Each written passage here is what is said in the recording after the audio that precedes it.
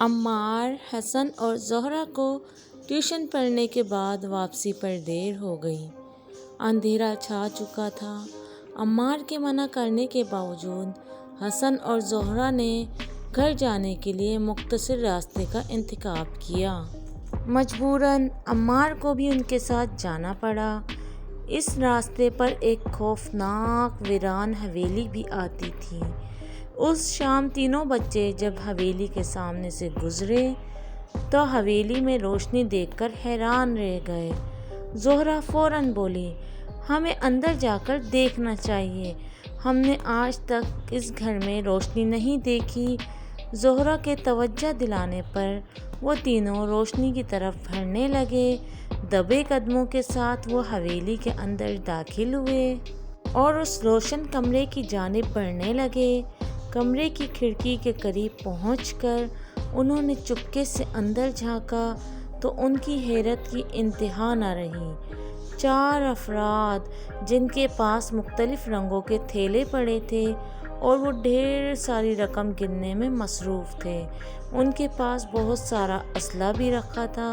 یہ سب دیکھ کر بچوں کی آنکھیں کھلی کی کھلی رہ گئیں۔ عمار نے اپنے منہ پر انگلی رکھ کر حسن اور زہرہ کو خاموش رہنے کا اشارہ کیا اور وہ تینوں دبے قدموں حویلی سے باہر نکلے اور تیز دوڑ لگائی اور گھر پہنچ کر دم لیا۔ بچوں نے انتہائی بہادری اور عقل مندی کا مظاہرہ کرتے ہوئے تمام حالات سے اپنے والد انسپکٹر اکرم کو آگاہ کیا اور حویلی کے اندر کا آنکھوں دیکھا حال سنا دیا۔ انسپکٹر صاحب نے فوراً تھانے فون کیا اور پولیس فورس کو متعلقہ حویلی کا پتہ سمجھا کر خود بھی اپنی جیپ میں بیٹھ کر حویلی کی جانب روانہ ہو گئے۔ ان کے وہاں پہنچنے سے پہلے ہی پولیس نے حویلی کو چاروں طرف سے گھیر لیا تھا۔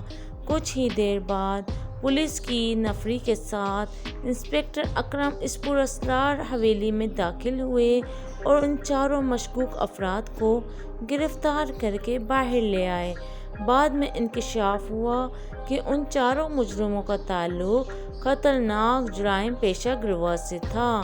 اگلے روز کے اخبارات میں جہاں ان چاروں مجرموں کی تصاویر چھپی تھیں، وہیں پولیس کی جانب سے عمار، حسن اور زہرہ کو بھی سرایا گیا، جن کی بدولت ان جرائم پیشہ افراد کی گرفتاری میں مدد ملی تھی۔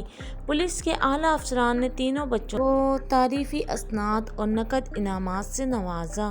تو پیارے بچوں، آج کی کہانی سے آپ کو کیا سبق ملتا ہے ضرور بتائیے گا۔ اسٹوری اچھی لگی ہے تو چینل کو سبسکرائب کر دیں اور ویڈیو کو لائک کر دیں۔